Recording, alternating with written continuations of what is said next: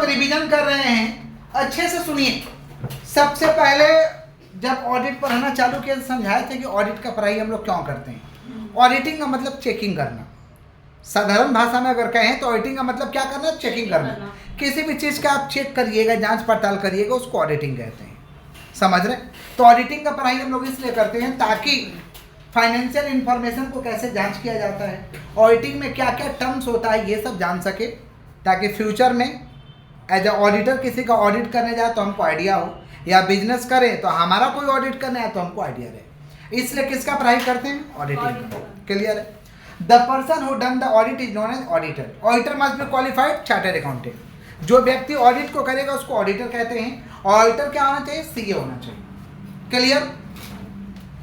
उसके बाद बताया थे आपको कि primary responsibility of auditor not to detect error and fraud but to comment on financial statement, books of account showing true और फेयर व्यू और नॉट। प्राइमरी रिस्पॉन्सिबिलिटी जो ऑडिटर का है ये नहीं है कि आकर के गलती पता करना।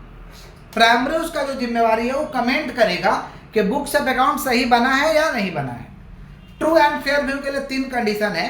3 का 3 कंडीशन अगर सेटिस्फाइड हो जाता है तो books of account true and fair view है, और नहीं होता है तो books of account true and fair view नहीं है। ट्रू एंड फेयर व्यू के लिए पहला कंडीशन है कि ऑल अकाउंटिंग स्टैंडर्ड अप्लाइड। जितना का जितना अकाउंटिंग स्टैंडर्ड के हिसाब से बुक्स ऑफ अकाउंट बनना चाहिए उसके हिसाब से बनाया है, तो all accounting standard applied. Accounting policy must be proper. Accounts का पॉलिसी बार बार चेंज नहीं होना चाहिए। जैसे इस साल अगर एसएलएम मेथड फॉलो किए हैं तो अगला साल भी आपका एसएलएम मेथड होना चाहिए। इस साल फीफो मेथड से आप स्टॉक मेंटेन किए हैं तो अगला साल भी आपका फीफो मेथड से ही होना चाहिए। Accounting policy must be proper और एडिक्वेट डिस्क्लोजर और notes to account. Notes to account का ऊपर एडिक्वेट डिस्क्लोजर होना चाहिए। अगर तीनों का तीनों कंडीशन सेटिस्फाइड करेगा तो आपका books of account true and fair view है। नहीं सेटिस्फाइड करेगा तो आपका books of account true and fair view नहीं है। Auditor will not given any assurance और guarantee but to comment on financial statement, books of account showing true and fair view और not. Auditor कोई guarantee नहीं देता है, सिर्फ comment करता है कि अभी क्या पोजीशन है। ऑडिटर को इस बात का गारंटी नहीं देता कि जितना अच्छा सा कंपनी आज काम कर रहा उतना ही अच्छा सा कंपनी फ्यूचर में काम करेगा, इस बात का कोई गारंटी नहीं देता ऑडिटर। क्लियर है क्या? आगे बढ़े। अब फिर हम लोग समझे थे डेफिनेशन ऑडिटिंग का। ऑडिटिंग का डेफिनेशन एकदम सिंपल था। Auditing may be defined as an independent examination of financial information of any entity. पहला लाइन था कि auditing may be defined as an independent examination of financial information of any entity. माने auditing का मतलब होता है किसी भी ऑर्गेनाइजेशन का जो फाइनेंशियल इंफॉर्मेशन है स्वतंत्र होकर के जांच करना, किसी के कहने पे नहीं जांच करना, अपने हिसाब से स्वतंत्र होकर के उसे जांच करना, वेदर प्रॉफिट ओरिएंटेड और नॉट। चाहे वो लाभ कमाने वाला संस्था हो या लाभ कमाने वाला संस्था नहीं है, इररिस्पेक्टिव ऑफ इट साइज, चाहे वो छोटे आकार का हो या बड़े आकार का बिजनेस हो। समझ पा रहे? Examination should be conducted express an opinion thereon. Examination करेंगे, समझ पा रहे हैं, और जो भी एग्जामिनेशन करेंगे उसको लिख के भी देंगे और बोल के भी बताएंगे। ये पूरा डेफिनेशन किसका है? ऑडिटिंग का। तो ऑडिटिंग में भी define as an independent examination of financial information of any entity whether profit oriented और not, irrespective of its legal size. Examination should be conducted express an opinion view. Clear है क्या? आगे बढ़ते हैं। किसका डेफिनेशन है भाई? ऑडिटिंग का। किसका? सुनिए, इंडिपेंडेंट फाइनेंशियल ऑडिट का मतलब क्या होता है? इंडिपेंडेंट फाइनेंशियल ऑडिट का मतलब होता है जब ऑडिटर स्वतंत्र होकर जांच करेगा ना बुक्स ऑफ अकाउंट का, इसी को कहते हैं इंडिपेंडेंट फाइनेंशियल ऑडिट। समझ पा रहे क्या बोल रहे हैं? डेफिनेशन में ही तो ऑडिटिंग का है। तो ऑडिटिंग में भी define as an independent examination of क्या? Financial information of an entity. माने ऑडिटर स्वतंत्र होकर जब जांच करेगा उसको क्या कहते हैं? Independent financial audit. क्लियर है क्या? ऑडिट का स्कोप क्या है? ऑडिटिंग का स्कोप है कि यूजर का कॉन्फिडेंस को जितना, इनहांस कॉन्फिडेंस ऑफ यूजर्स। समझ पा रहे? फाइनेंशियल स्टेटमेंट को प्रेजेंट करना है true and fair view. Financial statement को प्रेजेंट करना क्या चाहिए? True and fair view. Auditor opinion देता है, फ्यूचर का कोई गारंटी नहीं देता है। ऑडिटर ओपिनियन देता है लेकिन फ्यूचर का कोई गारंटी। Required to access opinion on specific matter, specific matter पे भी अपना ओपिनियन देता है। ये स्कोप है। किसका स्कोप है? ऑडिटिंग का। तो स्कोप क्या? Enhance the confidence of user, financial statement are presented fairly or give a true and fair view. Auditor's opinion does not assure for future और required to express opinion on some specific matter. Objective of independent financial audit. देखिए financial auditing या auditing के दो objective है, primary objective, secondary objective.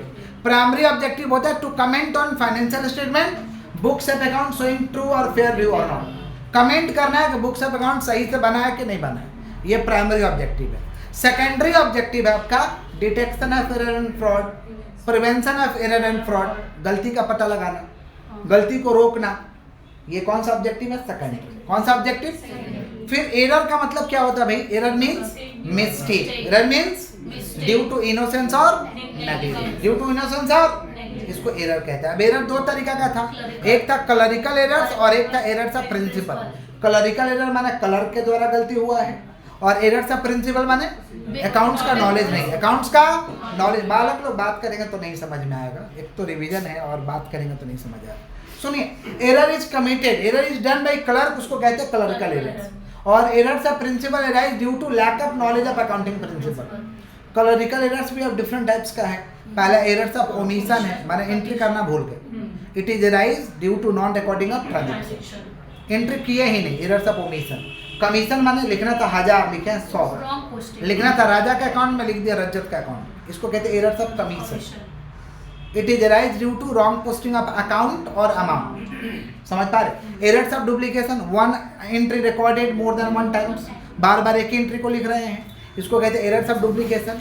और compensating errors means balance will be match but some mistakes are there, answer आ चुका है लेकिन कुछ ना कुछ गड़बड़ी है, इसको कहते हैं कंपनसेटिंग एरर्स।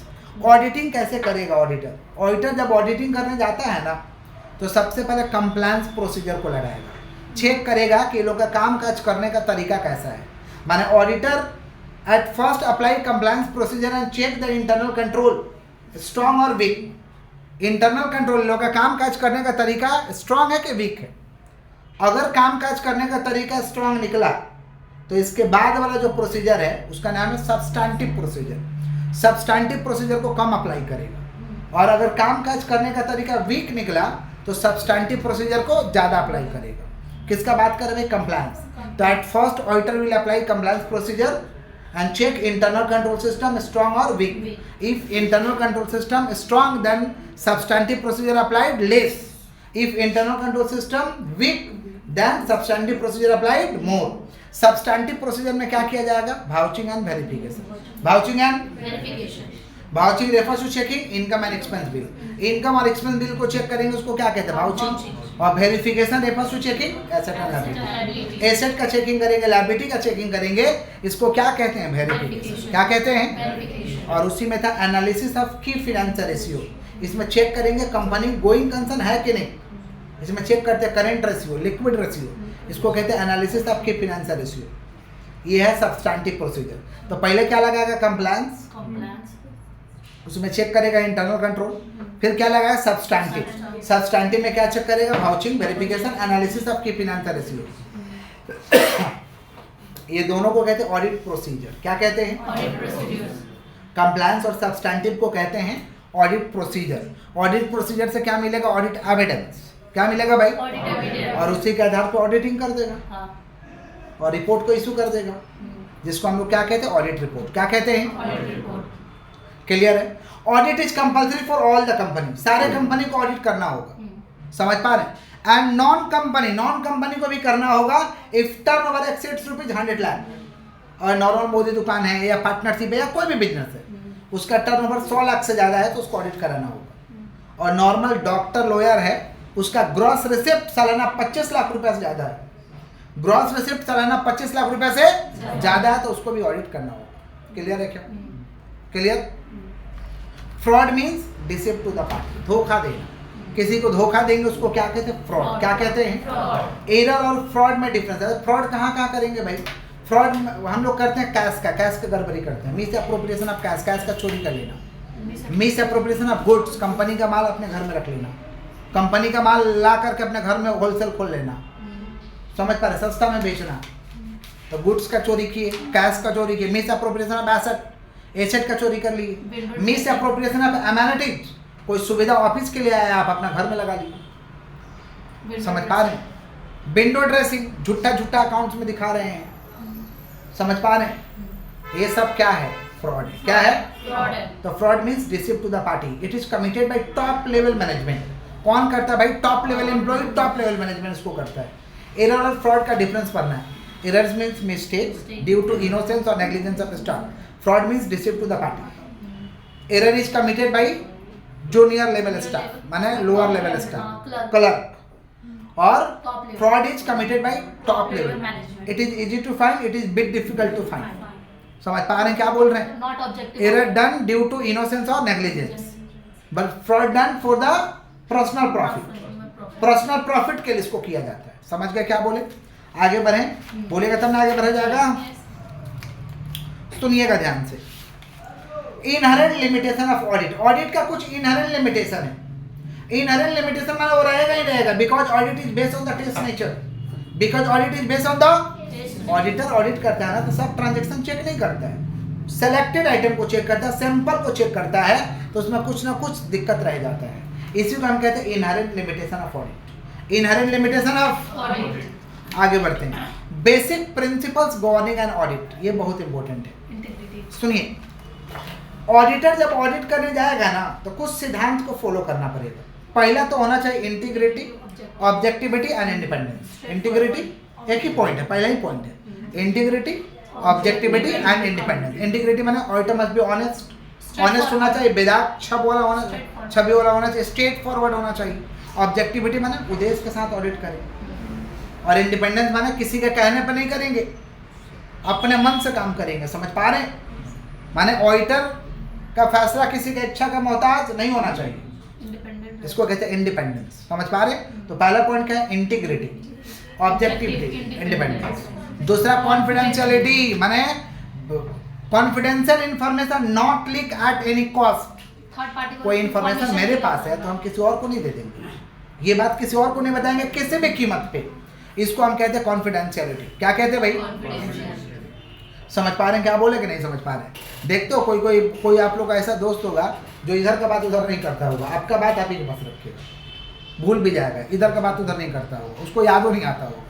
ऐसा दोस्त भी होता है, लोग समझ पा रहे हैं? तो वो कॉन्फिडेंशियलिटी को थर्ड पार्टी को नहीं देगा।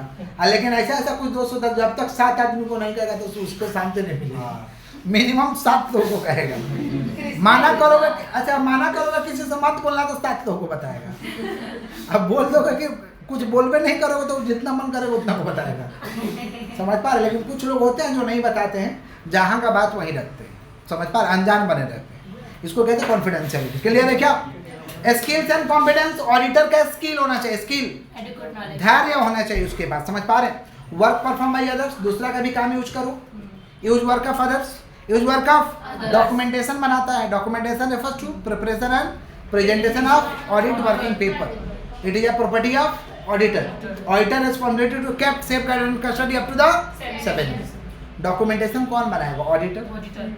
समझ पा रहे हैं? ऑडिटर का ये प्रॉपर्टी होता है। ऑडिटर का जिम्मेवारी है कि अपने पास 7 साल तक रखे। तो पहला क्या बोले? Integrity, integrity, objectivity, independence, confidentiality, skill and competence, work perform by others, documentation, planning, acquire knowledge of clients business. Auditor independence कब कहलाएगा? पूछता है कंसेप्ट ऑफ ऑडिटर्स इंडिपेंडेंस। कब ऑडिटर को कहिएगा independence? Auditor independence means auditor not work on the symbol of client. That is auditor must be straight forward. That is auditor must be straight forward, honest, sincere, carry professional work. तब कहेंगे auditor independence है। Sincere होना चाहिए, समझ पा रहे हैं? Straight forward होना चाहिए और प्रोफेशनल ढंग से काम करे, तब कहेंगे ऑडिटर इंडिपेंडेंस है। समझ पा रहे हैं? तो ये पूछता है, बहुत बार पूछा है। समझ पा रहे हैं? तो ऑडिटर को इंडिपेंडेंस कब कहिएगा? तो ऑडिटर को इंडिपेंडेंस कब कहेंगे भाई? Independence of auditor means auditor not work on the symbol of client. Auditor must be straight forward, honest, sincere. समझ पा रहे हैं क्या बोल रहे हैं? And carry professional work. ये सब लिखवाए हैं टोटल बात। आगे बढ़ते हैं। नेक्स्ट था एसे, स्टैंडर्ड्स ऑन ऑडिटिंग। देखिए ऐसे 200 से चालू होता है। ऐसे कहाँ से चालू होता है?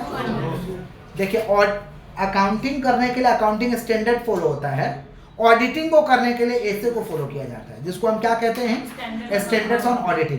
तो स्टैंडर्ड्स ऑन ऑडिटिंग क्या है? सुनिए, standards on auditing is the benchmark standards on auditing is the benchmark of audit work. Benchmark of, ये माने एक बेंचमार्क है, माने इसी के तहत आपको ऑडिट करना होगा। इसको कहते हैं स्टैंडर्ड्स ऑन ऑडिटिंग। आगे बढ़ें। डिफरेंट टाइप्स का हम लोग को ऑडिटिंग है, जिसमें है internal audit. Internal audit is an audit in which auditor will check all the department smooth functioning और not and day to day operation of the business. Internal audit एक तरीका का ऑडिट है जिसमें ऑडिटर चेक करता है कि सारे के सारे डिपार्टमेंट ठीक से काम कर रहे हैं या नहीं कर रहे। समझ पा रहे हैं? सारे के सारे डिपार्टमेंट सही से काम कर रहे हैं या नहीं कर रहे। समझ पा रहे हैं क्या बोल रहे हैं? और डेली का डेली काम सही से हो रहा है कि नहीं हो रहा, यही चेक करेगा ऑडिटर। इसको कहते हैं इंटरनल ऑडिट। इंटरनल ऑडिटर में भी एनीबॉडी, कोई भी हो सकता है। बीकॉम सीए, सीए में कोई भी हो सकता है। बीकॉम पास बच्चा भी हो सकता है। किसका बात करें? Internal auditor. क्लियर है? नेक्स्ट हम लोग का पीरियोडिकल ऑडिट या फाइनल ऑडिट या complete audit. It is done at the end of the year. साल खत्म होगा उसके बाद जो ऑडिट करेंगे उसको क्या कहते हैं? Periodical audit. इसे फाइनेंशियल ऑडिट भी कहते हैं। कौन सा ऑडिट कहते हैं? Financial audit. समझ पा रहे? आगे बढ़ते हैं, सुनिए। नेक्स्ट है continuous audit. Continuous audit done at the regular interval. At the regular, समझ पा रहे? It means checking detail examination of books of account. Continuous audit में डिटेल एग्जामिनेशन और ये एक रेगुलर इंटरवल पे होगा। इसको कौन सा ऑडिट कहते हैं? Continuous audit. कौन सा ऑडिट? कंटिन्यूअस ऑडिट एप्लीकेबल है बैंक का ऊपर, इंश्योरेंस का ऊपर में। समझ पा रहे? ये सब कंपनी के ऊपर में लागू है। Next, interim audit. Interim audit done at the mid of the year. साल के बीच में जो ऑडिट होगा उसको कहते हैं इंटरिम ऑडिट। किस लिए भाई? इंटरिम डिविडेंड देने के लिए, इंटरिम रिजल्ट को देने के लिए। समझ पा रहे? ऑडिट का वर्क टाइम से कंप्लीट हो जाए इसलिए इसको किया जाता है। इसको कहते हैं इंटरिम ऑडिट। क्लियर? आगे बढ़े। माने साल के बीच में होगा, मिड में होगा, उसको क्या कहते हैं? Interim audit. Electronic data processing माने ईडीपी ऑडिट। सिस्टम ऑडिट छूट गया। सिस्टम ऑडिट का मतलब होता है कि जो भी आपके पास में कंप्यूटर इंफॉर्मेशन सिस्टम है उसका भी एक बार जांच पड़ताल कर दिया जाए कि उसमें कोई लूफूल्स तो नहीं है, कोई गड़बड़ी तो नहीं है। इसको कहते हैं सिस्टम ऑडिट। एडीपी ऑडिट का मतलब इलेक्ट्रॉनिक डेटा जो आपका रिकॉर्ड हो रहा है उसका ऑडिटिंग करेंगे, चेक करेंगे। इसको एडीपी ऑडिट कहते हैं। चलिए आगे बढ़ते हैं। ऑडिटिंग कोई लग्जरी नहीं है। लोग कहते हैं लग्जरी, बट कोई लग्जरी नहीं। डिफरेंस हम लोग पढ़े थे आपका statutory audit and non statutory audit में। सुनिएगा ध्यान से। और अकाउंटेंसी और ऑडिट में भी डिफरेंस पढ़े थे। अकाउंटेंसी और ऑडिट। अकाउंटेंसी और ऑडिट का डिफरेंस तो खुद से लिख दोगे। पहले अकाउंटेंसी का डेफिनेशन, ऑडिट का डेफिनेशन। पहला हो गया। समझ पा रहे हैं क्या बोल रहे हैं? अकाउंटेंसी क्या भाई? बोला क्या पता हम क्या अकाउंटेंसी का डेफिनेशन नहीं बोल पा रहा, देख रहे हो। सुनिए, तो पहला मीनिंग लिख देना कि अकाउंटेंसी का सिंपल सा मीनिंग लिख देना कि accountancy is the process of collecting, recording, summarising, समझ पा रहे हैं, एनालाइजिंग, समझ पा रहे हैं, communicating transaction on books of account, सब लिख देना। और ऑडिटिंग का डेफिनेशन लिख देना। फिर लिखना डन बाई, कौन करेगा? अकाउंटेंसी कौन करेगा? Accountant. Accountancy is done by accountant. Audit is done by auditor. Time period it is done throughout the year. Accountancy तो पूरा साल होगा और audit is done at the end of the year. It is done at the end of the year. Accountant में भी salary based employ, auditor is not a salary based employ. Accountant is appointed by board of director, auditor is appointed by owner. समझ पा रहे हैं? अच्छा, accountancy का काम जो है क्या है? ये वाइडर है। ऑडिटिंग का काम क्या है? नैरो है। बस डिफरेंस हो, समझ गए? फिर हम लोग को फिर से बोल दें, पहले तो मीनिंग हो जाएगा। मार्क तो कराए हैं, कोई टेंशन नहीं, वो सब है, बहुत बड़ा बड़ा लिखो, तो कोई दिक्कत नहीं, उसको शॉर्ट कर लीजिएगा। सुनिए, अकाउंटेंसी और ऑडिट का पहले मीनिंग हो गया। फिर कौन करेगा? Accountancy is done by accountant, audit is done by auditor. समझ पा रहे? फिर क्या लिख देंगे? Accountant is a salary based employ, auditor is not a salary based employ. Accountant is appointed by board of director, auditor is appointed by share holder. समझ पा रहे? उसके बाद accountancy done throughout the year और auditing done at the end of the year. At the end of the year, समझ रहे? Accountancy का scope wider है, ऑडिटिंग का स्कोप नैरो है। क्लियर? स्टैट्यूटरी और नॉन स्टैट्यूटरी ऑडिटर का भी डिफरेंस हम लोग समझे थे। Statutory audit is compulsory for all the company, non statutory audit is optional. मन करे तो करवाइए, ना मन करे तो मत करवाइए। Statutory audit is done by qualified chartered accountant और non statutory audit is done by any body. Anybody. CA, CS, CMA और any other professional, any other, Professional. समझ पा रहे हैं? Statutory auditor is not a salary based employ, but non statutory auditor is a salary based employ. It is done at the end of the year. Statutory audit साल के अंत में होगा और non statutory audit it is done throughout the year. It is done throughout the Year. Statutory auditor is appointed by share holder, non statutory auditor is appointed by board of Board of director. Director. Board of, Fee of auditor. समझ पा रहे हैं क्या बोले कि नहीं समझ पा रहे? बोले क्या बोले? Fee of auditor fixed by the. अच्छा, fee of auditor fix by share holder statutory में, और वहां पे fee of auditor fix by board of director. Board of director. Clear है क्या? पक्का? आगे बढ़े। अच्छा, स्टैट्यूटरी ऑडिट के लिए ऐसे फॉलो, नॉन स्टैट्यूटरी ऑडिट के लिए ऐसे, Not followed. ठीक है। एक डिफरेंस अभी आप लोगों को लिख के दिए हैं, ऑडिट और इन्वेस्टिगेशन।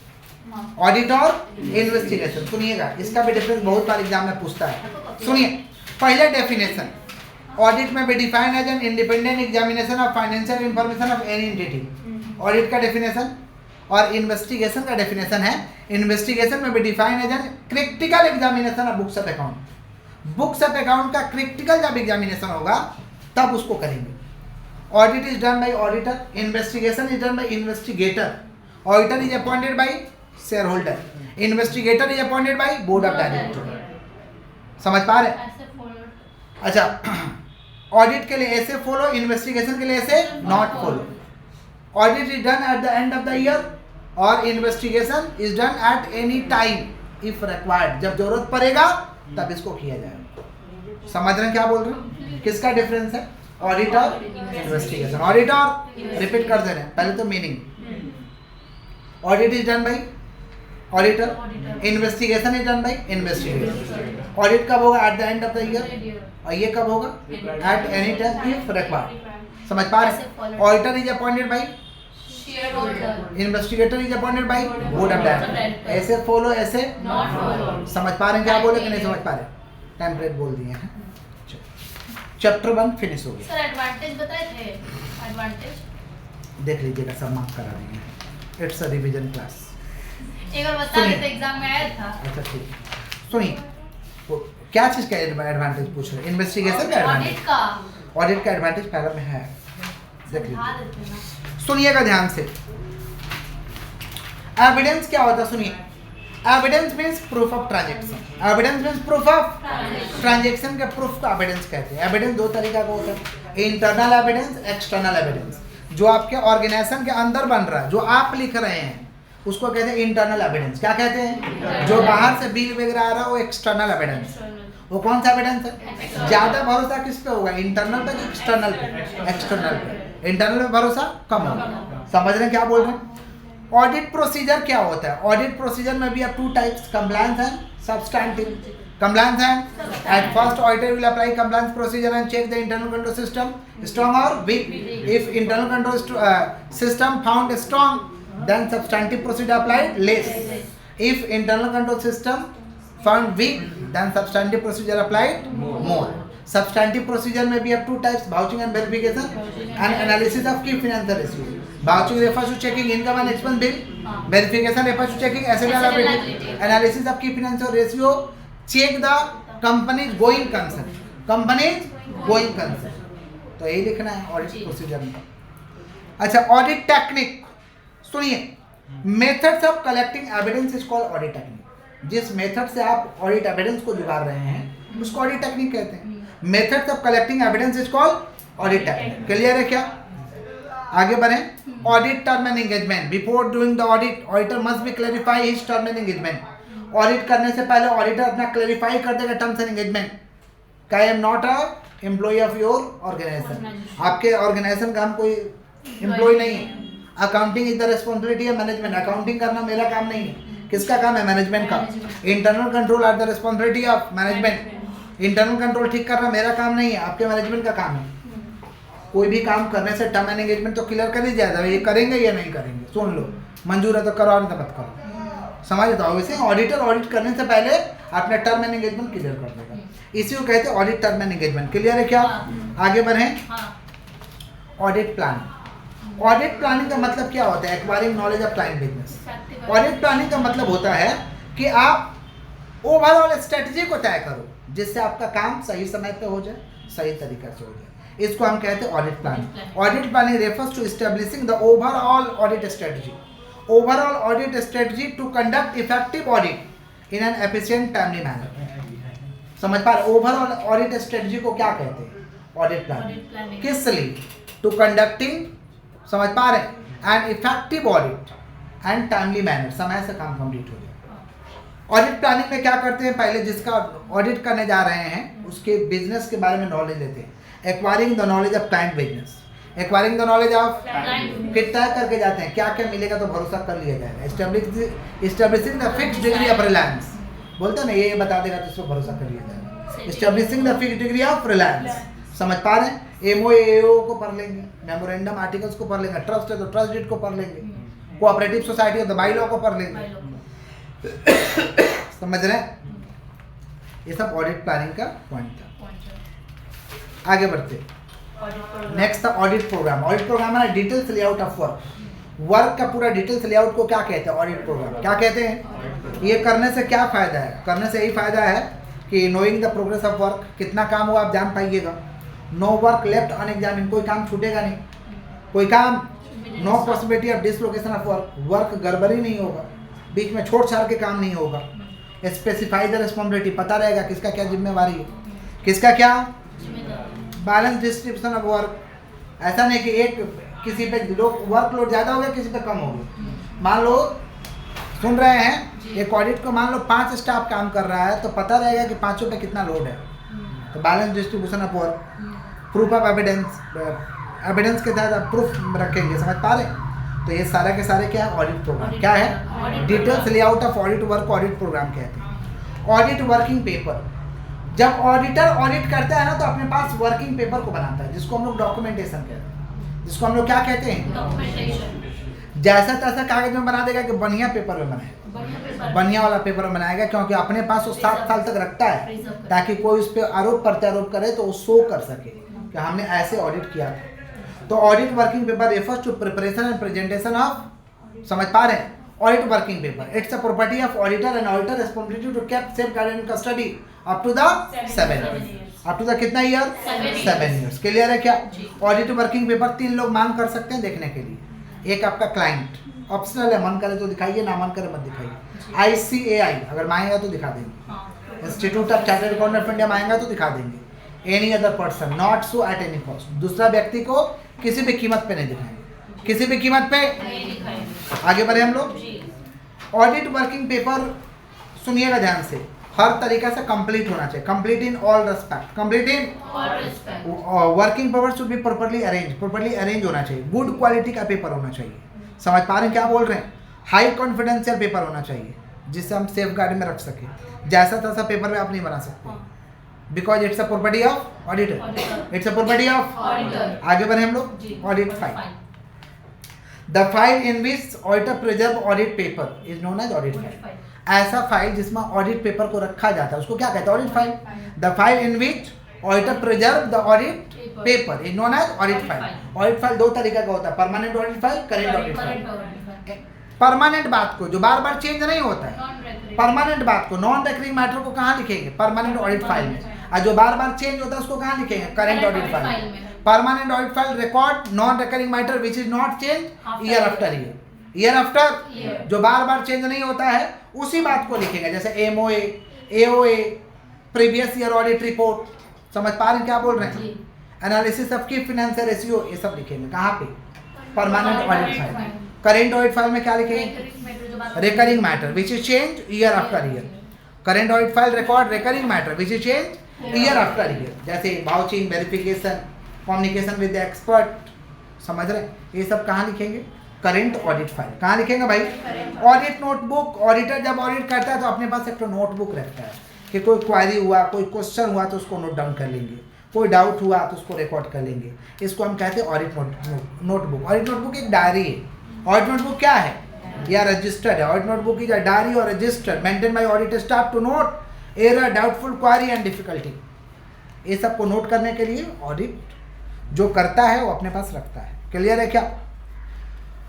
ऑडिट नोटबुक में क्या क्या लिखा रहता है? List of books of account, क्या क्या बुक्स ऑफ अकाउंट है, नेम एंड ड्यूटी, जब responsible and principal officer, main officer कौन है, किसका क्या ड्यूटी है, समझ पा रहे हैं। The particular missing of receipt and voucher, कोई रिसिप्ट वगैरह वाउचर वगैरह नहीं मिला वो सब लिखेगा। मिस्टेक एंड एरर डिटेक्टेड, करो कोई अगर मिस्टेक पाया गया है तो उसको लिखेगा, हाँ लिख देगा कौन प्रिंसिपल है ऑफिसर है, कौन रिस्पॉन्सिबल ऑफिसर है, ताकि पूछताछ करने में सुविधा रहे। कोई एरर पाया गया, कोई फ्रॉड पाया गया तो उसको लिखेगा ताकि पूछताछ कर सके। कहाँ पे, audit notebook. Audit memorandum, audit memorandum is a statement, audit memorandum statement है जिसमें ऑडिटर क्या करता है कि जिस संस्था को ऑडिट करता है उसका इंपॉर्टेंट बात को समराइज मैनर में लिख लेता है, इसको कहते हैं audit memorandum. Audit memorandum is a statement in which auditor containing all important information in a summarise manner, in a summarise, इसको क्या कहते हैं ऑडिट मेमोरेंडम। उसमें क्या लिखा रहेगा कि प्लांट किधर है, ऑफिस का लोकेशन क्या है, ओनरशिप किसके हाथ में है, कंट्रोल किसके हाथ में है, मैन्युफैक्चरिंग का ये लोग का फैसिलिटी क्या है, रॉ मटेरियल किधर से लाता है, किस क्वालिटी का रॉ मटेरियल है, रिस्पॉन्सिबल ऑफिसर और प्रिंसिपल कौन है, बुक्स ऑफ अकाउंट ये लोग क्या बनाया है, नेटवर्थ ये लोगों का कितना है, कोई सब्सिडियरी कंपनी है तो कैसा है, कौन कंट्रोल करता है, पॉलिसी क्या है कंपनी का, एडवर्टीजमेंट का मेथड क्या है, इन्वेस्टमेंट का पॉलिसी क्या है, ये तमाम बात लिखिएगा। कहाँ पे, ऑडिट मेमोरेंडम। कहाँ पे, तो audit memorandum is a statement in which containing all detail information in a summarise manner. आराम से 2-4 तो लिख दीजिएगा, 10 तो, कि plant and office location, responsible officer, sources of raw material, methods of advertisement,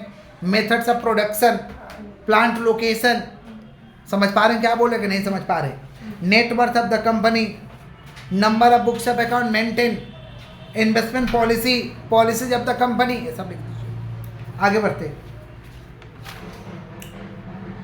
audit routine checking, daily का daily checking करेंगे, उसको क्या कहते हैं, रूटीन चेकिंग। क्या कहते हैं, routine checking refers to checking of day to day transaction, daily का डेली ट्रांजेक्शन को चेक करेंगे, उसको क्या कहते हैं, रूटीन चेकिंग। क्या कहते हैं, क्या फायदा रूटीन चेकिंग से भाई, detection of error and fraud, prevention of error and fraud, समझ पा रहे हैं क्या बोल रहे हैं। अच्छा, examination of posting to ledger account, ledger में जो भी पोस्टिंग बहुत सही से हुआ है कि नहीं वो पता चल जाएगा, समझ पा रहे हैं क्या बोल रहे हैं। फ्रॉड मिनिमाइज हो जाएगा, फ्रॉड क्या हो जाएगा, मिनिमाइज हो जाएगा, इकोनॉमी रहता है, सबके लिए सुविधाजनक रहता है। तो इंटरनल चेक का टेस्ट चेक, रूटीन चेकिंग का फायदा है। टेस्ट चेकिंग माने नॉट लेस देन 100% चेकिंग, माने लेस देन 100% चेकिंग, पूरा चेकिंग नहीं करेंगे, सेलेक्टेड आइटम को चेक करेंगे, उसको क्या कहते हैं, test checking. Test checking means less than 100% checking, less than, that is checking of sampling, that is checking of sample item को चेक करेंगे, सेलेक्टेड आइटम को चेक करेंगे। Sampling drawn from large number of population, मान large number of transaction, बहुत सारा transaction, उसमें से जो सैंपल ड्रॉ किए हैं उसी को चेक करेंगे, इसको क्या कहते हैं, टेस्ट चेकिंग। क्या कहते हैं भाई, समझ पा रहे हैं क्या बोले कि नहीं समझ पा रहे। टेस्ट चेकिंग को करते समय कुछ ऑडिटर को प्रिकॉशन अपना लेना पड़ेगा, समझ पा रहे हैं, कि कवरिंग एवरी बुक का प्राइम एंट्री, प्रत्येक का पहला वाला एंट्री कम से कम कवर करो, समझ पा रहे हैं। कलर को चेक कर लो, कलर कैसा है, review of internal control system, internal control system को लोग देख लो काम काज करने का तरीका कैसा है। आइटम्स भी रिप्रेजेंटेटिव, कि उस आइटम को कौन रिप्रेजेंट करने वाला है, कौन एक जैसा ट्रांजेक्शन है, नंबर ऑफ ट्रांजेक्शन कैसा कैसा है, समझ पा रहे हैं। Transaction selected to a large number, कहाँ से सेलेक्ट करेंगे भाई, लार्ज नंबर से, समझ पा रहे हैं।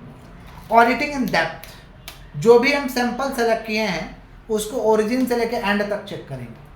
Auditing in depth refers to selection of checking of selected item from origin to end, शुरू से लेकर अंत तक चेक करेंगे, उसको क्या कहते हैं, auditing in depth. Analytical procedure का मतलब क्या होता है भाई, पहले प्लान करो ऑडिट को, फिर प्रोसीजर लगाओ, फिर इवेलुएट करो कि रिजल्ट क्या आया, फिर डॉक्यूमेंटेशन बनाओ, समझ पा रहे हैं, उस पर फिर इवेलुएशन करो, ये सब क्या है, एनालिटिकल प्रोसीजर है।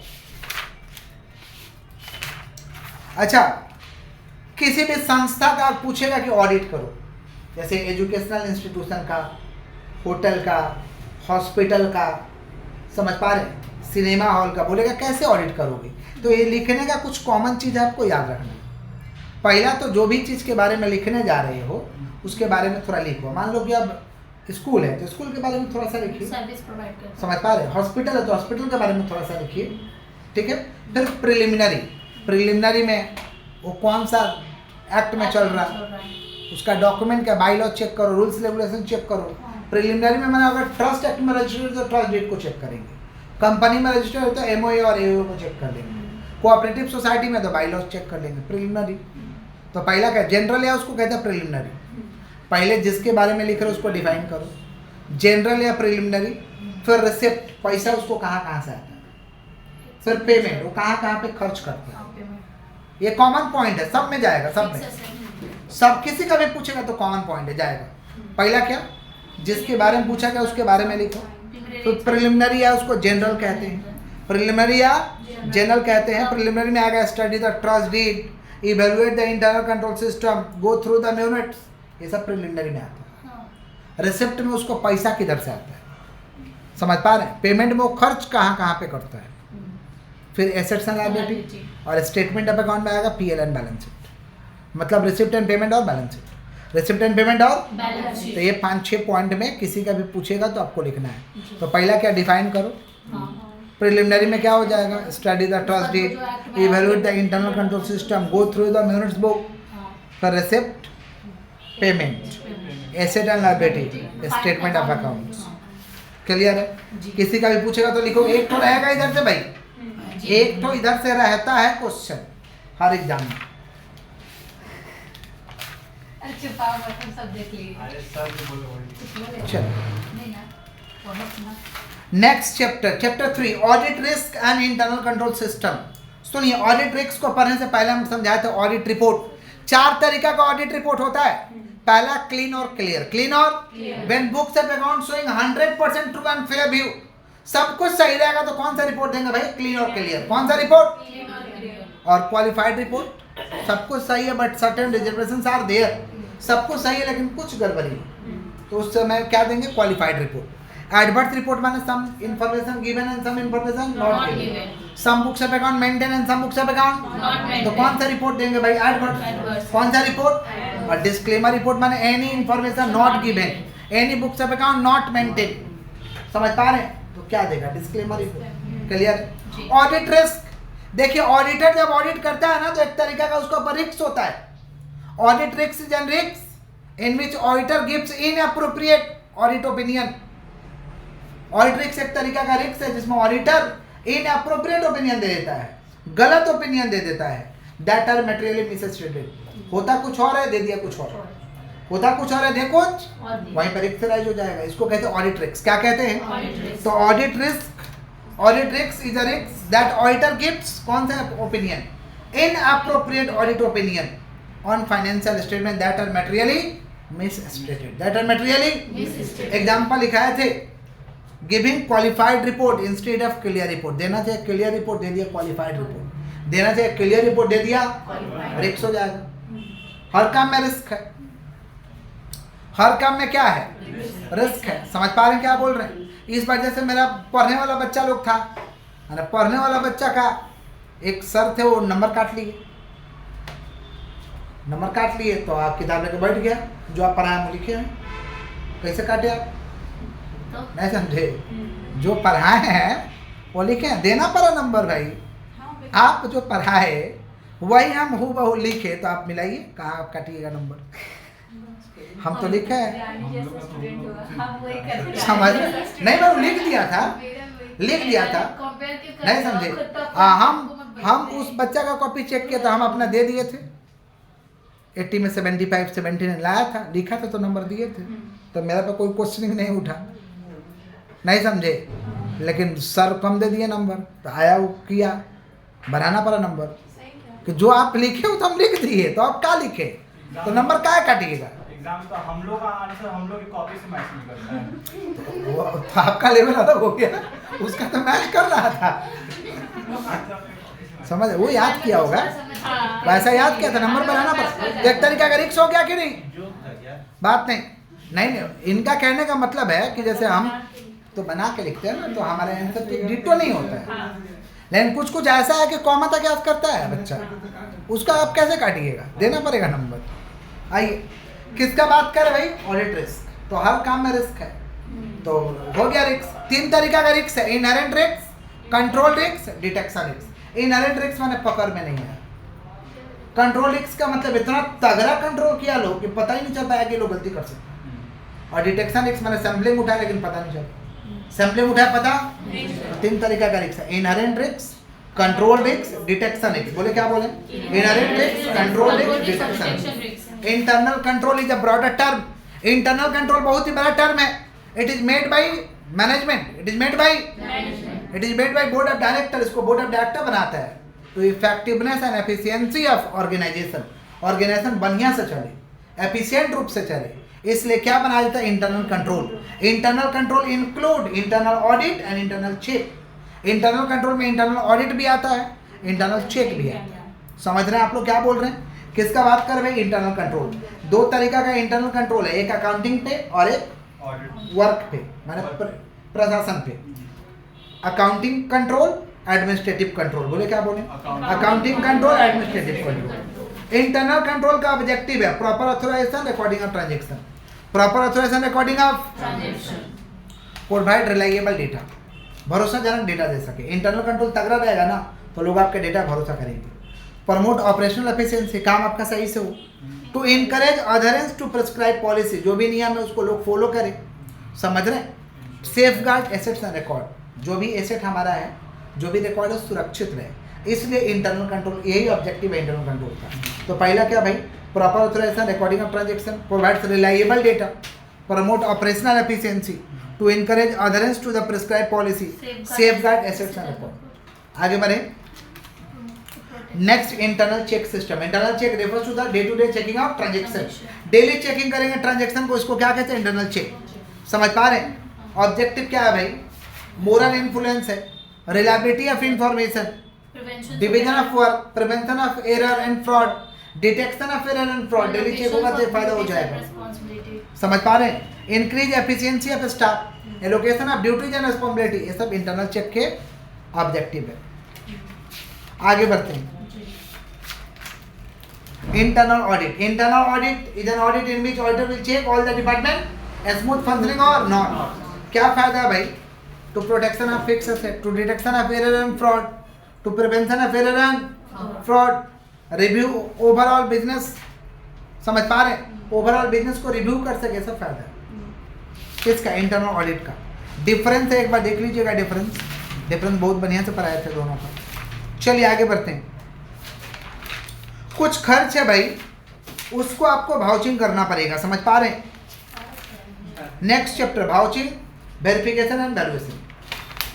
Vouching refers to checking income and expense bill. Vouching refers to checking, vouching done with the help of voucher. With the help of voucher में क्या होना चाहिए? सीरियल नंबर होना चाहिए, डेट वाइज होना चाहिए, प्रॉपर अमाउंट होना चाहिए। समझ पा रहे हैं क्या बोल रहे हैं? प्रॉपर सिग्नेचर होना चाहिए, प्रॉपर रिकॉर्डिंग होना चाहिए। समझ पा रहे हैं? प्रॉपर स्टाम्प किया होना चाहिए। ये सब वाउचर का फीचर्स। वाउचर का क्या है? फीचर्स। ऑब्जेक्टिव क्या वाउचिंग का? वाउचिंग का ऑब्जेक्टिव है कि वाउचर करेक्ट है, correction of voucher, evaluation and evidence, evaluation of evidence and voucher, examination of voucher, voucher को एग्जामिनेशन कर सके, नथिंग अनरिकॉर्डेड, कुछ छूट ना जाए, कुछ छूट, ये सब किसका है भाई? वाउचिंग का ऑब्जेक्टिव है। Vouching is essence for the audit. हाँ, एसेंस तो है, जरूरी तो है, ऑडिटिंग के लिए वाउचिंग जरूरी है। आगे बढ़ते हैं। वैल्यूएशन क्या होता है? अच्छा, वाउचिंग, कुछ खर्च का आपको वाउचिंग करना पड़ेगा, जैसे डायरेक्टर रेम्यूनरेशन। देखो, किसी भी खर्च का वाउचिंग करना है तो उसको पहले डिफाइन करो। Director remuneration means salary of director. Director include whole time and part time. Whole time and that is called executive and non executive director. उसके बाद में खर्चा देखो कि director remuneration done according to companies act और not, director remuneration given according to companies act और not, यही सब चेक करना है। कुछ खर्च है, जैसे ट्रैवलिंग एक्सपेंस है, ट्रैवलिंग एक्सपेंस को पहले डिफाइन करो, फिर ट्रैवलिंग एक्सपेंस के बारे में लिखो कि जितना खर्च होना चाहिए उस रूल्स के हिसाब से हुआ या नहीं हुआ। कंपनी का एक तो खर्चा होता है ना, कितना होना चाहिए। प्रिलिमिनरी एक्सपेंस, कंपनी को बनाने का खर्चा, ठीक है, तो पहले प्रिलिमिनरी एक्सपेंस को डिफाइन करेंगे, फिर उसके बारे में लिखेंगे। पेमेंट ऑफ डिविडेंड, डिविडेंड तो ऑप्शनल है भाई, डिविडेंड देना क्या है? मन करे तो दीजिए, ना मन करे मत दीजिए। तो dividend given out of current year profit और accumulated profit, current year profit और एक्युमुलेटेड प्रॉफिट। आगे बढ़ते हैं। वैल्यू रेंट रिसीव वगैरह का देख लीजिएगा, भाउचिंग ऑफ कैश सेल देख लीजिएगा। सुनिए, वैल्यूएशन क्या होता है? Valuation means determining value of asset. Asset का वैल्यू को निकालेंगे उसको क्या कहते हैं? Valuation. Verification refers to checking asset and liability. Asset and liability का चेकिंग करेंगे उसको क्या कहते हैं? वेरिफिकेशन। वेरिफिकेशन को करने का स्टेप था कि पहले तुम्हारा कागज दिखाओ, मालिकाना हक है कि नहीं, ओनरशिप, फिर तुम्हारे पोजीशन में है कि नहीं, चल के दिखाओ, समझ, एग्जिस्टेंस, एसेट कहाँ है वो दिखाओ, पहले ओनरशिप, फिर कहाँ पे है, तुम्हारे पोजीशन में है कि नहीं, उसका प्रॉपर वैल्यूएशन हुआ कि नहीं। ये स्टेप्स था, किसका स्टेप्स था? वेरिफिकेशन। तो वेरिफिकेशन का स्टेप्स क्या था? Ownership, position, existence, valuation. ठीक है, आगे बढ़ते हैं। वैल्यूएशन का मतलब होता है determining value of the asset. Determining value of the, उसको क्या कहते हैं? वैल्यूएशन। तो स्टॉक को जांच किया जाएगा, तो पहले स्टॉक को डिफाइन करिएगा। Stock refers to closing balance of goods of organization. फिर स्टॉक का वैल्यूएशन सही से हुआ कि नहीं हुआ, एक बार याद करके जाइएगा। ऐसा पूछता है। इन्वेस्टमेंट को डिफाइन करिएगा। डेटर, लीज होल्ड प्रॉपर्टी है, प्लांट एंड मशीनरी है, गुडविल है, सब पूछता है। पेटेंटेड, ट्रेडमार्क, कॉपीराइट लिखवाए हुए हैं सबका। Cash in hand, bank balance, secured loan, creditor, contingent liability, सब देख लीजिएगा। डिफरेंस में आइए, डिफरेंस पर आ दो, डिफरेंस पर आ दो एक बार आइए। भाउचिंग वेरिफिकेशन का हम लोग डिफरेंस कर रहे हैं। सुनिए ओ बालक, सुना, भाउचिंग और वेरिफिकेशन का हम लोग क्या कर रहे हैं भाई? डिफरेंस। पहले डिफाइन लिख दीजिए। Vouching refers to checking income and expense bill, verification refers to checking asset and liability. उसके बाद में भाउचिंग क्या करता है? ट्रांजैक्शन को ऑथेंटिसिटी देता है कि ट्रांजैक्शन जो हुआ जेन्युइन रूप से हुआ कि नहीं, ऑथेंटिसिटी देता है। और वेरिफिकेशन कंफर्मिंग करता है कि एसेट का मालिकाना किसका है, एग्जिस्टेंस है, इसके अंदर में पोजीशन इसका है, वैल्यूएशन सही से वही कंफर्म करता है। लेवल ऑफ स्टाफ, भाउचिंग को कौन करेगा? Junior level audit clerk. और वेरिफिकेशन को कौन करेगा? Senior level audit clerk. Senior level point of review. Vouching कहाँ से किया जाएगा भाई? और ट्रांजैक्शन के ओरिजिन से, ट्रांजैक्शन के ओरिजिन से। और इसका किया जाएगा वेरिफिकेशन फाइनेंशियल स्टेटमेंट से। नेचर ऑफ आइटम, भाउचिंग सारे पीएल के आइटम और बैलेंस शीट को किया जाता है। और वेरिफिकेशन सिर्फ किसका किया जाएगा? Balance sheet. किसका किया जाएगा? भाउचिंग में देखेंगे डेटा वाउचर, प्रॉपर ऑथराइजेशन हुआ था कि नहीं, सपोर्टिंग एविडेंस वगैरह, ये सब देखेंगे। और यहाँ देखेंगे एसेट को इंक्वायरिंग करेंगे कि एसेट है या नहीं, लायबिलिटी उतना का है या नहीं। आइए, वेरिफिकेशन और वैल्यूएशन का भी डिफरेंस करना है। पहले डिफाइन करिए। Verification refers to checking asset and liability, और valuation means determining true value of asset, true value of asset. अच्छा, स्कोप, वेरिफिकेशन का स्कोप वाइडर है, वैल्यूएशन का स्कोप क्या नैरो है। वेरिफिकेशन कौन करेगा? ऑडिटर। और वैल्यूएशन कौन करेगा भाई? वैल्यूअर, या मैनेजर करेगा या रिस्पॉन्सिबल एम्प्लॉय करेगा, रिस्पॉन्सिबल एम्प्लॉय। वेरिफिकेशन का ऑब्जेक्टिव है कंफर्म करना कि ओनरशिप आपका है कि नहीं, एसेट एग्जिस्ट कर रहा है कि नहीं, आपके पोजीशन में है या नहीं। और वैल्यूएशन का स्कोप है एक ही चीज, determine value of asset and liability. Asset and liability का वैल्यू को सही से डिटरमाइन करना।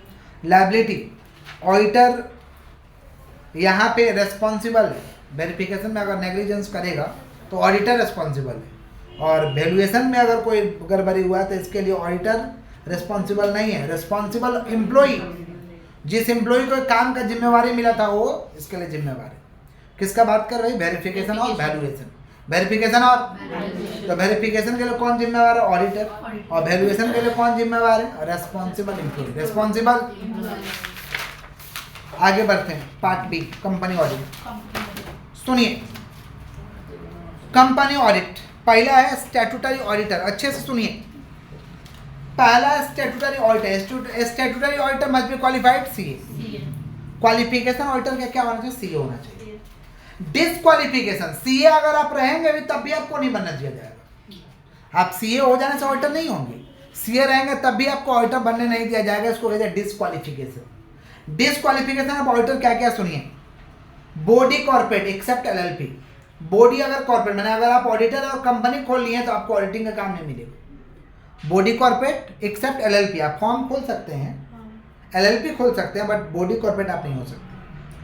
एंड ऑफिसर और एम्प्लॉय ऑफ द कंपनी, जिस कंपनी का आप ऑडिटर बनने जा रहे हैं उसी का आप ऑफिसर है, उसी का आप एम्प्लॉय है, तो आप ऑडिटर नहीं बन सकते, डिस्क्वालीफाइड हो जाएगा। A person who is a partner और who is in the employment of officer और एम्प्लॉय ऑफ द कंपनी। आप किसी कंपनी का पार्टनर है या आपका कोई घर वाला किसी कंपनी का एम्प्लॉय है, और जिस कंपनी का एम्प्लॉय है या आप जिस कंपनी का पार्टनर है उसी का आप बनने जा रहे हैं ऑडिटर, तो आपको बनने नहीं दिया जाएगा। ए पर्सन हु और हु इज रिलेटिव और अ पार्टनर, माने आपका ऑडिटर का रिलेटिव या कोई एम्प्लॉय, रिलेटिव या कोई एम्प्लॉय, जिस कंपनी का ऑडिटर बनने जा रहा है उसी कंपनी का वो क्या है, एम्प्लॉय या पार्टनर।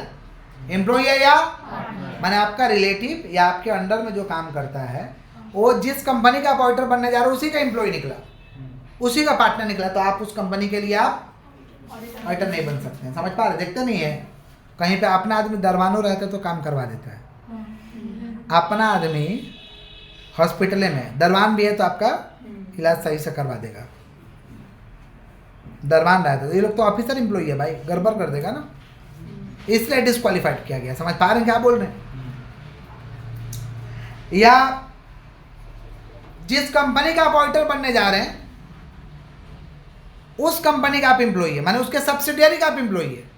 जिस कंपनी का आप ऑडिटर बनने जा रहे हैं उसका एक तो सब्सिडियरी कंपनी है, उसका हम एम्प्लॉय है, तब भी आप ऑडिटर नहीं बन सकते। या जिस कंपनी का आप ऑडिटर बनने जा रहे हैं, आप और आपका रिलेटिव उसमें अगर सिक्योरिटी होल्ड किया 1 लाख या 1 लाख से ज़्यादा का, 1 लाख या 1 लाख से, तो आप वहाँ ऑडिटर नहीं बन सकते। और मान लीजिए किसी कंपनी का आप ये सब है नहीं है, ऑडिटर बन गए, ऑडिटर बनने के बाद आपका कोई रिलेटिव वहाँ पे 1 लाख से ज़्यादा का सिक्योरिटी होल्ड कर लिया, मैंने बनने के बाद, बन चुके हैं, मैंने बनते समय डिस्क्वालीफाइड नहीं थे, बनने के बाद आपका रिलेटिव ऐसा कोई कांड कर दिया, समझ पा रहे? तो 6 महीना का आपको समय दिया जाएगा, या तो उससे अपना रिश्ता तोड़ो, आने तो उसको बोलो शेयर बेचो जल्दी। समझ पा रहे? यही है disqualification of auditor. Disqualification of, आराम से लिख दीजिएगा कि disqualification of auditor include body corporate except LLP। समझ पा रहे? एन ऑफिसर और employee of the company, a person who is a partner और who is in the employment of the officer employee of the company. ये सब लिख दीजिएगा, 4-5 point. आगे बढ़ते हैं, चलिए। अपॉइंटमेंट ऑफ फर्स्ट ऑडिटर समझे थे हम, सुनिए। Appointment of first auditor non government company का समझे थे। कंपनी 2 तरीका है, गवर्नमेंट कंपनी और नॉन गवर्नमेंट कंपनी। सुनिए, नॉन गवर्नमेंट कंपनी का फर्स्ट ऑडिटर को अपॉइंट कर लेना है। जहां से कंपनी रजिस्ट्रेशन हुआ वहां से 30 दिन के अंदर अंदर, जहां से कंपनी रजिस्टर्ड हुआ वहां से कौन अपॉइंट करेगा? Board of director. कौन अपॉइंट करेगा?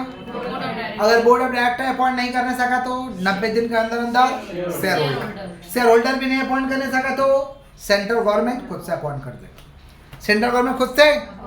ये फर्स्ट ऑडिटर कब तक ऑफिस में रहेगा? Till the conclusion of first AGM. Till the conclusion of पहला एजीएम का जब तक निष्कर्ष नहीं निकलता तब तक ये ऑफिस में रहेगा। अब हम लोग आते हैं गवर्नमेंट कंपनी। किसका ऊपर? Appointment of first auditor of government company. तो गवर्नमेंट कंपनी का फर्स्ट ऑडिटर का चुनाव कौन करेगा? गवर्नमेंट कंपनी का फर्स्ट ऑडिटर का चुनाव कौन करेगा? CAG within 60 days from the date of incorporation. From the date of, अगर सीएजी नहीं अपॉइंट किया तो अपॉइंट कौन करेगा? Board of director. कौन अपॉइंट करेगा? Within next 30 days. Next माने वो 60 दिन बीतने के बाद। 60 दिन बीतने के अगर बोर्ड ऑफ डायरेक्टर ने अपॉइंट किया तो कौन अपॉइंट करेगा? Share holder. कौन अपॉइंट करेगा? Within next 60 days. Within next 60 days माने समझ रहे हैं? सीएजी का 60 दिन बीतने के बाद। समझ पा रहे? हाँ। शेयर होल्डर भी नहीं अपॉइंट किया तो कौन अपॉइंट करेगा? Central government. कौन अपॉइंट करेगा? पहला ऑडिटर इधर का भी कब तक ऑफिस में रहेगा? Till the conclusion of first AGM. Till the conclusion of. आगे बढ़े, सुनिए। सब्सिक्वेंट ऑडिटर किसका बात कर रहे भाई? Subsequent auditor. Non government company का सब्सिक्वेंट ऑडिटर को अपॉइंट करेंगे हम लोग जनरल मीटिंग में, एनुअल जनरल मीटिंग में। कब अपॉइंट करेंगे? Annual general meeting. और ये ऑफिस में कितना साल तक रहेगा? 5 साल। कितना साल तक रहेगा? माने subsequent auditor for non government company appointed in annual general meeting and hold the office till the conclusion of 6th AGM. 5 साल तक वो ऑफिस में बना रहेगा। लेकिन ऑडिटर हमको इतना पसंद पड़ा कि फिर से रीअपॉइंट करना चाहते हैं तो आप कर सकते हैं reappoint. But after cooling period 5 years, 5 साल वेट करिए, 5 साल बीतने दीजिए, तब आप अपॉइंट करिएगा। और किसी फॉर्म को फॉर्म से ऑडिट कराए हैं और उसको रीअपॉइंट करना चाहते हैं तो कूलिंग पीरियड 2 साल, कूलिंग पीरियड 2 साल वेट करिए, फिर उसको रीअपॉइंट करिए। समझे? ऑडिटर को अपॉइंट करेंगे तो एक तो फॉर्म भरवा लेंगे एडिटिव 1 के, लिख के दो, कहीं तुम डिस्क्वालीफाइड तो नहीं है, अपना डिक्लेरेशन लिख कर दो। और 15 दिन के अंदर अंदर कहाँ जमा करेंगे? ROC के पास, registrar of company, registrar of, जो ऑडिटर को अपॉइंट करेंगे उसे लिखवा लेंगे कहीं तुम डिस्क्वालीफाइड तो नहीं है, एडिटिव 1 फॉर्म फिलअप करके दो। और कहाँ जमा करेंगे? Registrar of company.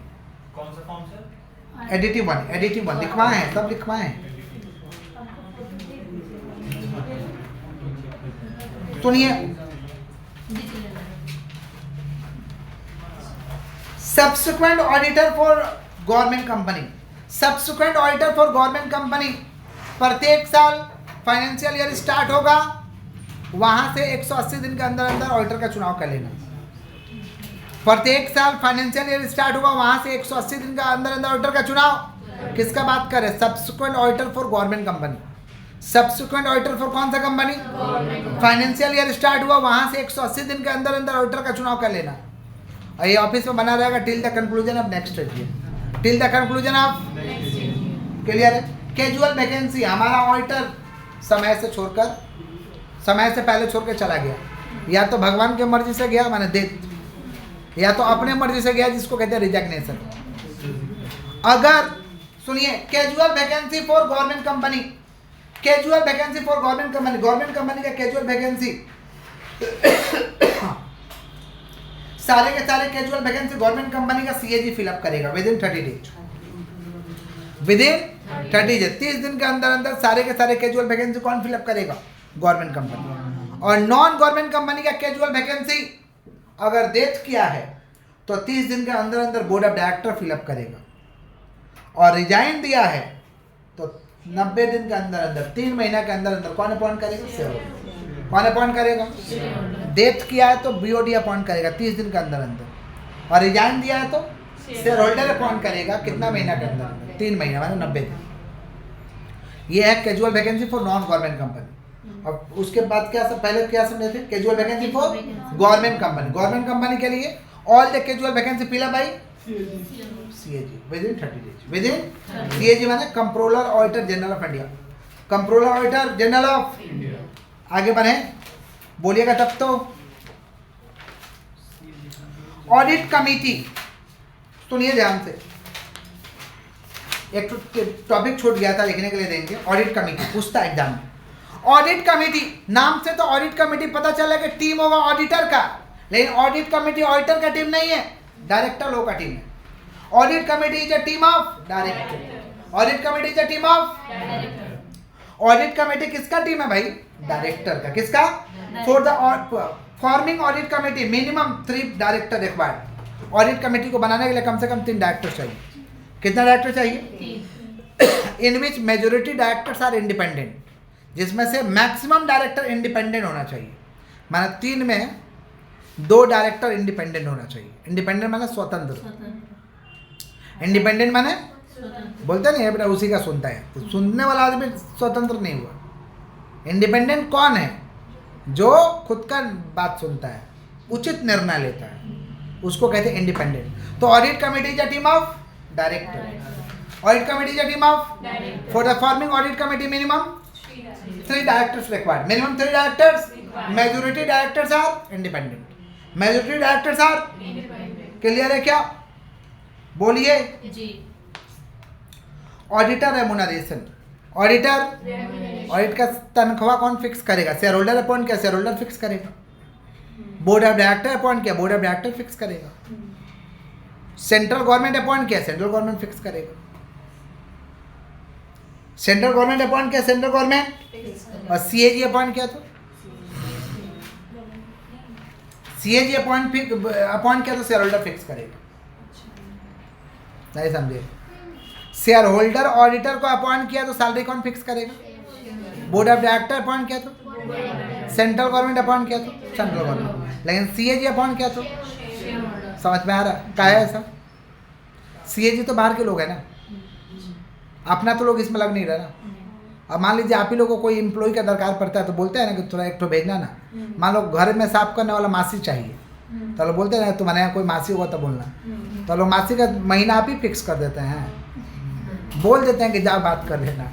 सैलरी तो घर वाला फिक्स करेगा ना, तो सीएजी रेकमेंड करेगा तो सीएजी फिक्स करेगा, शेयर होल्डर ना फिक्स करेगा। समझ रहे हैं? आगे बढ़ते हैं। ऑडिटर को भगाना चाहते हैं, नहीं पढ़ा है। रिमूवल ऑफ ऑडिटर, ऑडिटर को भगाना चाहते हैं। भगाना इतना आसान काम नहीं है। डायरेक्टर को भगाना आसान काम है, ऑडिटर को भगाना इतना आसान काम नहीं है। समझ पा रहे हैं क्या बोल रहे हैं? समझ रहे हैं? किसका बात कर रहे हैं भाई? Removal of auditor, removal of, समझ पा रहे हैं? तो ऑडिटर को भगाना इतना आसान काम, डायरेक्टर को भगाना आसान काम है। जैसे दूध में मक्खी पड़ता है वैसे निकाल के फेंक दो। डायरेक्टर को ऐसे भगा सकते हैं, बट ऑडिटर को ऐसा नहीं कर सकते। ऑडिटर को ऐसा, ऑडिटर को भगाने के लिए पहले बोर्ड मीटिंग बुलाओ और एक तो डिसीजन लो। समझ पा रहे? First pass board resolution at board meeting, भगाने के लिए वो निर्णय लो बोर्ड मीटिंग। दूसरा, within 30 days taken prior approval of CG filling which form number 82। Central government से पूछो ये ऑडिटर को अपॉइंट किए थे भगाना चाहते हैं, अगर वहाँ अप्रूवल मिलेगा तब भगाओगे। तो सेंट्रल गवर्नमेंट आपको अप्रूवल देगा? नहीं देगा। तो पहला क्या? At first pass board resolution at board meeting. दूसरा, विद इन 30 डेज, जहाँ से बोर्ड रिजोल्यूशन पास हुआ ना वहाँ से 30 दिन के अंदर अंदर taken approval of CG. Central government से अनुमति लोग भगाना चाहते हैं और वो अनुमति दे दिया तो फिर से एक तो बुलाओ शेयर होल्डर का meeting. After approval of CG within 60 days, समझ पा रहे? Pass special resolution in general meeting. General meeting बुलाओ और शेयर होल्डर लोग से पूछो इसको भगाना चाहते हैं, और वो लोग हाँ भरा तब भगाएंगे, नहीं तो नहीं भगा सकते। समझ पा रहे? तो पहला क्या? At first pass board resolution at board meeting. Second step, within 30 days taken approval of CG filling which form number 82, filling which form number 80। और आफ्टर अप्रूवल ऑफ सीजी, समझ पा रहे? समझ, after approval of CG must pass special resolution in general meeting. Special resolution माने share holder को appoint करो, समझ पा रहे? शेयर होल्डर को बुलाओ और पास कराओ स्पेशल रिजोल्यूशन, भारी भरकम डिसीजन लो। माने after approval of CG within 60 days pass special resolution in general meeting. Clear? तब ऑडिटर भागेगा, नहीं तो ऐसे ऑडिटर नहीं भागेगा। ऑडिटर का राइट्स क्या है, अधिकार क्या है? Rights, rights of auditor, rights of, सुनिए, ऑडिटर का right to access books of account, right to access books of, right to receive information, right to receive information and explanation, right to obtain information and explanation, right to make suggestion to the board, right to visit branches, right to receive notice of annual general meeting, right to sign the audit report, right to receive remuneration, right to, समझ पा रहे, take legal and technical advice. ये सब अधिकार है। किसका अधिकार है भाई? ऑडिटर का। किसका? तो right to access books of account, right to obtain information and explanation, right to receive remuneration, right to receive notice of annual general meeting, right to visit branches, right to attend general meeting. समझ पा रहे? Right to take legal and technical advice. ये सब किसका अधिकार है? Auditor का। किसका अधिकार है? क्लियर है? पहले ऑडिट कमेटी वगैरह मार्क करते फिर आगे बढ़ते। बुक खोलो,